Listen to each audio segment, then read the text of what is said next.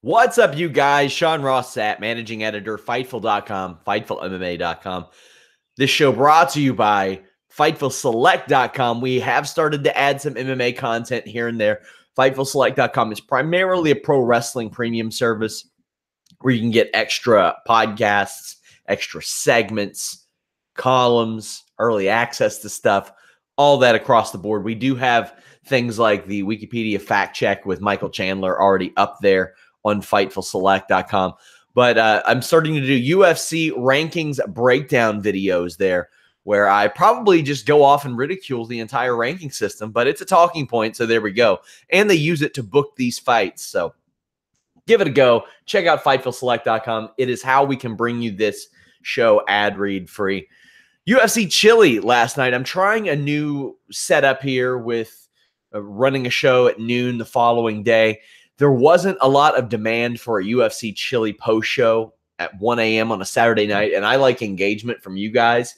So I figured I would try out noon the next day, and I'll probably try that with Wonder Boy and Teal next week as well. So be on the lookout for that. But of course, you can head over to FightfulMMA.com, get all your MMA news.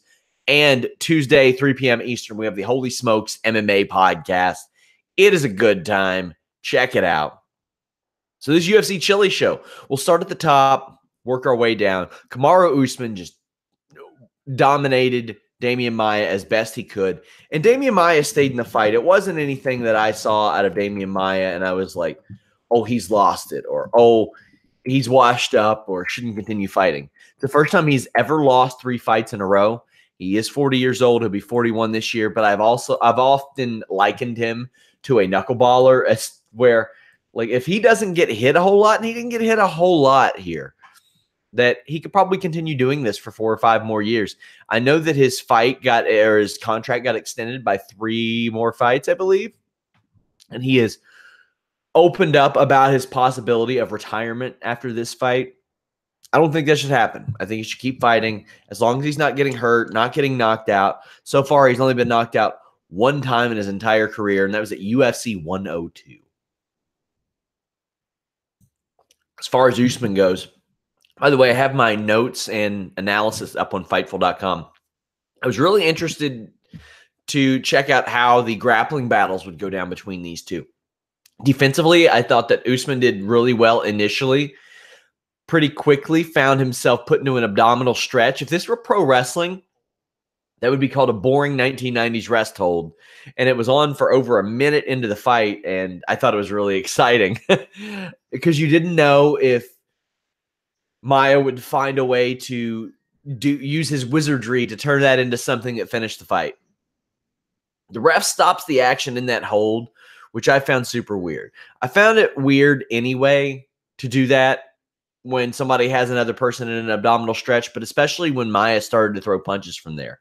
Usman really put himself out there with these power strike attempts, but usually when most people would do that against Damian Maia, they would end up on their back, on their side, on their chest, something like that. But Usman was able to shrug off every single takedown attempt. I loved his use of the front headlock.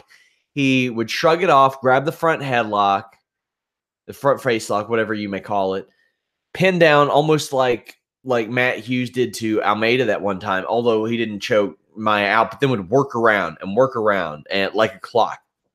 It was really, really great. At 31 years old, it is Usman's time to put it all on the line. Tonight, he had to fight this way. He didn't have an option. It's Damian Maia. If you do the wrong things, you're going to get submitted by him.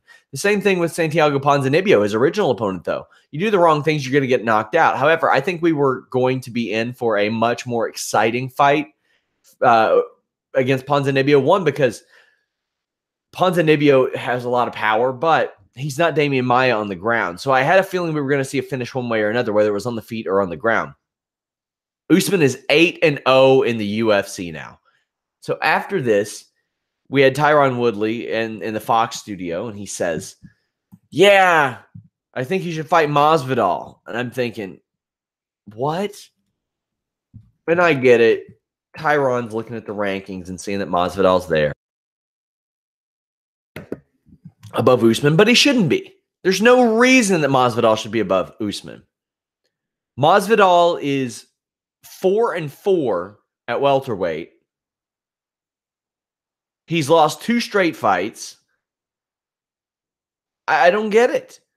His wins are Ross Pearson, really a lightweight, Jake Ellenberger, bounced out of the UFC, Donald Cerrone at one of Donald Cerrone's worst parts of his career. And Ellenberger is supposed to fight this year. I can't believe they're going to let him fight again, but should be bounced from the UFC. Masvidal is not the right opponent for Kamaru Usman. Masvidal shouldn't be as high in the rankings as he is. Masvidal should not be at number 6. Masvidal should probably be behind Teal, maybe even Ponzinibbio. I think it should be above him. Magny should be above Masvidal. Masvidal is maybe a fringe top 10 guy, and that's not me crapping on his abilities or anything. I just, based on the resume at hand, he is about maybe the 10th ranked. Yeah, probably 10th ranked welterweight. I don't get it. There's a lot about these rankings I don't get.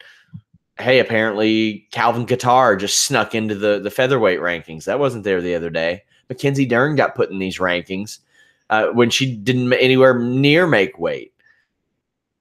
Just really weird stuff, man. Junior Dos Santos popped in at 15 after not doing anything wrong, and USADA popping him. So these rankings have a lot of work. Of course, head over to FightfulSelect.com. We'll talk more about that. But the Teal Wonder Boy winner is the right opponent for Kamaru Usman. It makes sense. Also, you have Colby Covington against RDA. So that takes place in a couple weeks. The winner of that fights Woodley. While the winner of that is fighting Woodley, you have Teal or Wonder Boy against Usman. That determines the next contender. And Tyron Woodley can go somewhere else with the typical, I want my money fight thing. I want my money fight. Well, it doesn't always work out that way. The division's moving. The division's ready to go. Tatiana Suarez, she impressed me more than anybody on this entire show. She was also the biggest favorite. So she has world championship level wrestling, which you don't see a lot of in women's MMA. If you want to see a correct head and arm throw, watch Suarez or Ronda Rousey do it, and then almost no other woman in the UFC that's ever fought there. Very few other ones. How often have you seen a head and arm throw or a headlock takeover result in somebody, especially a woman, having their back taken or head scissors applied or that weird north-south 69 position? You're not seeing a lot of that out of Tatiana Suarez, man. She pretty quickly drags Grasso down, takes her back, taps her out. She has a special wrestling ability, especially for this division. It's going to be a skill set that helps buy her some time so she can catch up in other areas. She is 3-0 in the UFC, 6-0 if you include tough. Not only that, her resume for a 6-0 fighter is unlike anybody else. Alexa Grasso, JJ Aldrich, Kate Jackson, Viviane Pereira. But that's between pro and tough fights, though. So that she's a woman I'm looking for to really blast over the next few months. Right now, as of right now, I think she is probably the 6th or 7th best women's strawweight fighter in the world, and that's with a nowhere near a rounded out game. If I were the UFC, I would give her Watterson or Esparza. I think those are pretty good names. Of course, Kowalkiewicz is out there too, but I don't know if she's quite ready yet for Kowalkiewicz. I do think she's ready for Esparza or Watterson. Watterson's a big name. Esparza's a former champion. Esparza would be a good test of her wrestling to see if Esparza can maybe shut down that MMA wrestling and force Suarez to go into a different aspect of her game. I would really like to see that as well. But Suarez, man, ooh, boy. She's a special kind of fighter in that division, and she's only 27 years old. So lots of time to grow. We haven't really seen that much of high-level women's MMA to kind of judge. Like with heavyweight and light heavyweight, we know that they skew older by and large. We know that middleweights skew older a little bit. And other than that, I think maybe welterweights. I'll have to check it out. We don't know what the prime age necessarily is for some of these divisions, but at 27, she's got plenty of room to grow. She impressed me as much as anybody on this entire show. I just thought that she did incredibly. Alexa Grasso, on the other hand, she has dropped 2 of 3. She beat Randa Marcos by split decision last August, but she missed weight there too. So she has had a real tough go of it. It's really ever since her debut. She debuted in 2016 against Heather Jo Clark. Before that, she was highly touted, 8-0 coming out of Invicta. Came off of a performance of the night and a fight of the night, and people were thinking something of her. She turns 25 this year. Still lots of room to grow there. It's weird to think as long as it seems that she's been around, because for 4 solid years, 3 or 4 solid years, she's been hyped. And now it seems like UFC put her in there and said, all right, you're going to sink or swim. The hype has to end. And that's a little weird for a 24-year-old, but it happens. Another prospect was Dom Reyes. So the first thing I noticed against Jared Cannonier, former top 15 guy, the opposite stances between these two were causing a lot of power shots and a lot of body kicks. That leaves your body open for those. They go at it, and then Reyes manages a huge left counter uppercut that drops Cannonier. Then when Cannonier got up, Reyes went after him with a teep and then another left uppercut. I'm talking like a Mortal Kombat, send him into the spike pit style stuff. Dom Reyes, what else can I break down? It was a little sloppy, but Cannonier was being aggressive. And I think Cannonier knew he had to be aggressive too. He's at the point of his career where he had to make something happen. He lost to Blachowicz. He's lost 3 or 4 now. It's rough.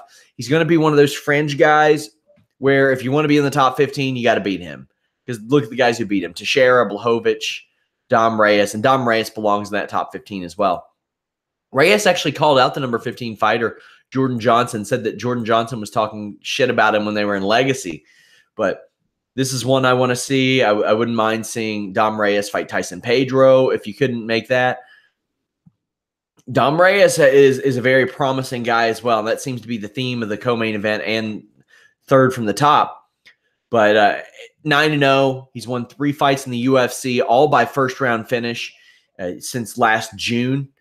And even before that, like weeks before his debut in the UFC, he won another fight in 53 seconds. So all of his fights except for one, he's finished in the first round. He went to a decision at King of the Cage. But what surprises, I don't want to say surprises me, what I look for the most is where will this light heavyweight division be in a year? Well, what I know is that in a year, Dom Reyes will be 29. Right now, he's got 3 straight wins. And here's the landscape. Daniel Cormier, your champion, is fighting for the heavyweight title. What if he wins that?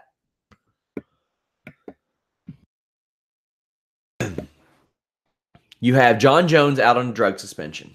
Okay. Alexander Gustafsson fighting Rockhold. Gustafsson could be effectively removed from title contention there. Glover Teixeira is not getting any younger. Ilir Latifi, man, I don't know what to make of him.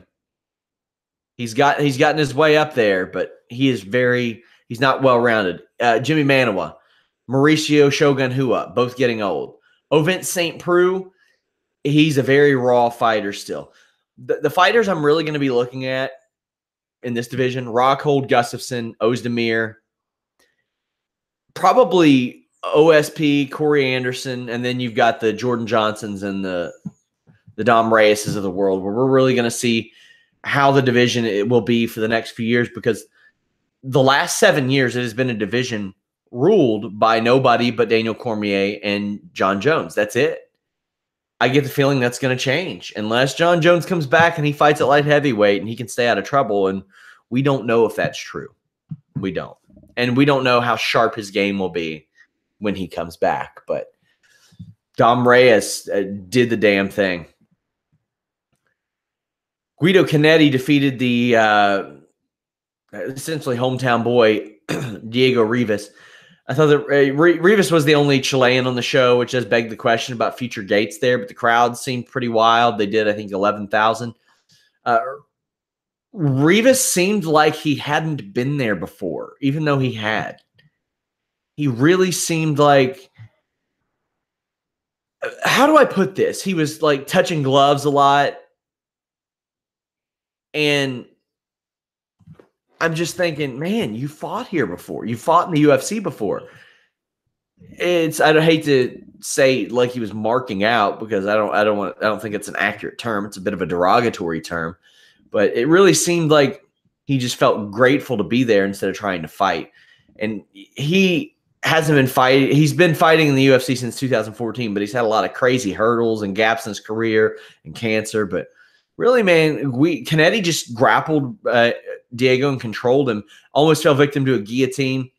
Rivas's best chance to win this fight was in the last round with those knees up against the cage, and inexplicably, he took Guido down, wasted his shot at winning. Crowd wasn't happy, but I don't know how you could give that fight to Rivas.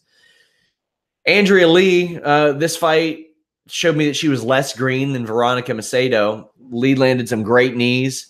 And as I would see Macedo laying on the ground throughout this entire fight and Lee kicking at her, I'm thinking, why can't you stomp in MMA? You can axe kick. You can do a lot of things. Stomp to the body. I don't think stomping to the head should be legal. That's pretty vicious. It's a good way to get a cracked skull. But Macedo starts to get really aggressive. It pays off briefly, but Lee out grapples her. Lee had some really nasty ground and pound elbows. We saw some athletic grappling, but it was real low-level grappling, really green stuff. Macedo needs a better camp. She had no urgency in round 3, and she needed to finish. This is a nice debut for Andrea Lee, and she picked up $50,000. She's got a nice gimmick, the cowgirl thing. Vicente Luque, who we talked to on Fightful.com, This was the example of a terrible fight with an OMG ending. Luque has won 6 of 7. Laprise has ended his 3-fight winning streak. All were finishes. Well, what can you say besides that knockout was really, really pretty? It was nice. Luque's going to get a step up now. And Laprise was a step up. Laprise has won 3 in a row. He's no slouch. Miguel Prazeres defeated Zach Cummings via split decision. I was not in love with this fight. I thought that Prazeres fought very smart and did the things that he needed to do to win the fight. He really picked the best places and the best spots, and then went full force whenever he decided to hop in. And him conserving his energy, him being Prazeres, is really the theme of how he's been able to extend his career and make it successful. Cummings, I noticed, headbutted Prazeres a couple times while he was waiting in. That's an issue for me, because that happened a couple times, and if I'm the ref, I stop and I say, hey, cut it out. Also, if you're about to be taken down and you hold onto the fence, that should be a point or the position, period. We saw, I think it was Tito Ortiz against Rashad Evans, held on the cage repeatedly and kept himself from getting taken down. He also had a point taken from him. Pantoja defeated Moreno. Moreno should not be ranked where he is in the division, number 7. Alexandre, however, is deserving of being a top 15 fighter. Pantoja seemed like he wanted to prove a point here. He finished Moreno on tough just under 2 years ago, but also just had his first UFC loss. He's really stepped up his counter game. Like, Moreno would land a back fist, but Pantoja would go to town in return, land a couple strikes and a leg kick. Moreno just hasn't improved as a striker in the way that I think that he needs to, especially for where he put himself in the division with his wins. Because if you remember, he was in the UFC before that season of Tough was even over. He was a late replacement, or a last-minute replacement, rather, for an opponent, and he picked up a couple of big wins and immediately put himself like in the top 10 conversation. So for where he put himself, I don't think that his striking has evolved enough necessarily. And Pantoja really, really exposed that. Poliana Botelho, I think that's how you pronounce it. We'll call her Poliano. Defeated Suri Kondo. So Suri Kondo is a really versatile woman, at least as far as her career goes, in that she can pro wrestle, she can kickbox, competes in MMA. I think she's 13-1 in pro wrestling, 6-0, 7-0 in MMA, and she has wrestled for a decade. However, she stopped kickboxing in 2015. She stopped pro wrestling last year when she came to the UFC, and she did win her UFC debut. This fight didn't do much for her. She got hit with the old pant shitter, as I call it, by Polyana. That liver kick and a crushing punch to the head. I had some absolute doof say, holding on to the cage is illegal. This is as the fight is being stopped. Polyana held on. Like, yeah, if it were any other situation, I would be a little upset, but Polyana was in no danger of anything like happening to her and no sense of reversal. That fight was over seconds before that. Polyana is also one that I'm watching for in the women's strawweight division. Dang M. Hughes says her match with Asuka in Japan was really good. That being Sherry Kondo, yeah. But Polyana is now 2-0 in the UFC. She beat Pearl Gonzalez in October, and she's a former flyweight, so we could see her move up there. She fought Viviane Pereira. That's her only loss so far, and that was 4 years ago. So you have two young women right there. Well, Polyana's 29 now, but Viviane was like 20 at that point, which I think makes that win look even better. And Viviane Pereira, the only loss she has is Tatiana Suarez. Those are three names I look to help anchor that women's strawweight division in the years to come. That's a good series of fighters to have emerging at strawweight. Polyana, Viviane Pereira, and Tatiana Suarez. The future looks bright for that division. Future looks bright for Gabriel Benitez. He's won 3 of his last 4 now, and I think he is 5-2 in the UFC. He's lost to Barzola and Andre Fili. He cracked Humberto Bandone and almost got locked into an armbar. This all unfolded in about 40 seconds. Lifted up Humberto, slam, KO, finished him off. So the thing is that you can really slam yourself deeper into those arm bars if you're not careful. Really, it was a risk versus reward KO because Bandone could have had that on, and if Benitez wouldn't have landed that slam the right way, he would have been stuck in there even more. So a lot of balls from Enrique Barzola. Just, it was an impressive, quick victory, and good for him. Frankie Saenz topples Henry Briones via unanimous decision. I think Briones was lucky to get this fight after losing 3 in a row and didn't do much better this time out. It's his 4th straight loss. He's probably gone from the UFC. Saenz picks up his 2nd win in a row after dropping 3 in a row. Both 37 years old. I thought Saenz won on the feet, on the ground, in the clinch. Did everything better except for countering. It's kind of impressive that Saenz has retained so much of his athleticism even at this advanced age. And most people would think, man, he's 37. He's got all these cage miles on him. Not really. He hasn't been fighting for even a decade. And when he started here's the funny thing. I look at it. He started around the same time in MMA that I did. And I was about 24, 25 at the time. And I felt like by the time that I could be a successful amateur or a pro, that I would have been too old. I would have been about 30, and it wouldn't have been I'm making more money doing what I'm doing now than I would have doing that. And he started at like 28, which isn't that old. It's not that old.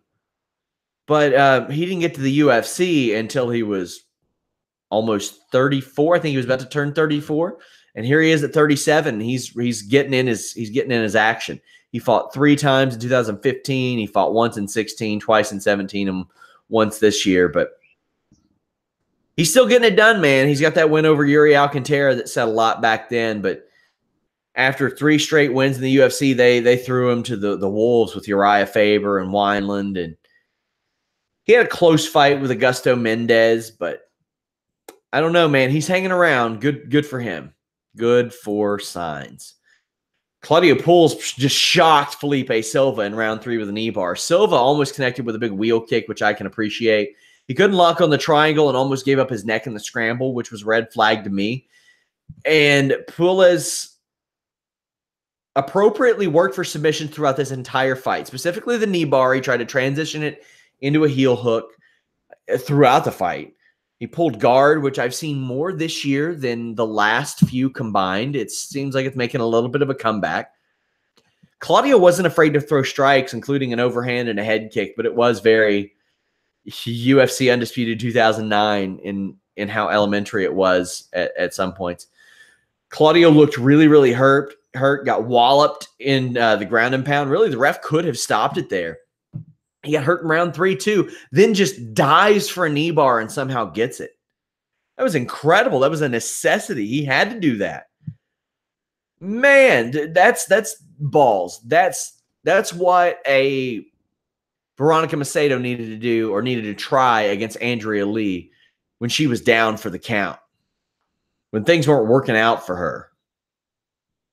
And that Pulse got a fight of the, or a performance bonus for that as well.